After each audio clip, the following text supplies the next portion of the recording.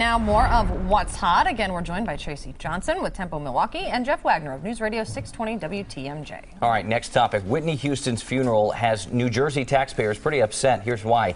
Extra security for the late singer's funeral has now topped a price tag of $187,000.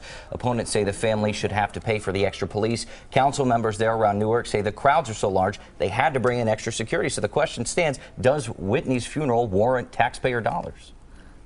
Can I just ask the bigger question? How could it be $187,000? I mean, seriously, I understand over time. How in the world could it be $187,000 president's visit and it doesn't cost anywhere that much? I mean, I don't know about the costs of it, but I think it is fair, and the taxpayers are supposed to pay for police protection. It doesn't matter how she died. It doesn't matter who she was. That's what the police are there to do. If there would have been a riot and they needed to have crowd control, we wouldn't be asking this question. Well, but the question is, should the estate pay for it? I mean, is this a fair burden to shift to the taxpayers because you're going to have this public funeral? And I think that is a fair question. And I think the public should pay for that. But I do think if they ask the estate to pay, that they would gladly do it. But I don't think it's right. I think if they would gladly do it, they'd probably offer to do it by now. But I think my question, though, is, they're not having this service at an undisclosed location. I mean, they're making this very public. Right. So in that sense, haven't they kind of opened that door to, making the public pay for it? Well, right, and this isn't even like see, this is the issue. Hey, we're going to be dealing with in Wisconsin a lot in a presidential year. This is the issue that happens. Lots of communities are already saying to political campaigns, they're going to make the campaigns pay for all the extra security. In this particular case, it's not a political campaign. It's a funeral, and I'm quite candidly, I think officials should have been trying to work this out in advance and maybe saying who's going to pay for this. Because if I was a taxpayer in New Jersey, I'd be mad as heck.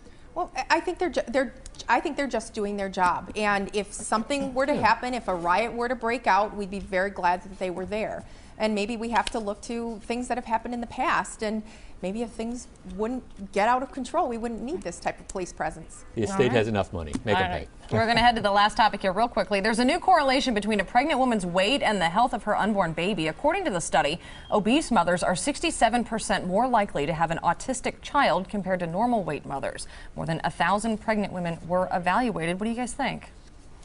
There's so much a misunderstanding and so many questions surrounding autism. I think it's really difficult to define that correlation because they're diagnosing autism so much more aggressively, and they're categorizing more and more people as obese. Yeah, we need to be really careful with this because remember, Jenny McCarthy goes on TV. She says, well, my child got vaccinated, has autism, and then that freaks people out. Now it turns out that was completely junk science.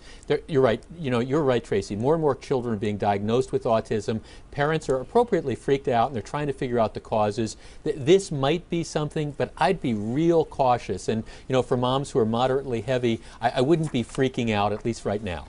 I think we can probably all agree an obese mother's probably not healthy regardless. But, yeah, obviously we'll see kind of how that plays out. Thanks, guys, for joining us. We're going to take a quick break and be right back.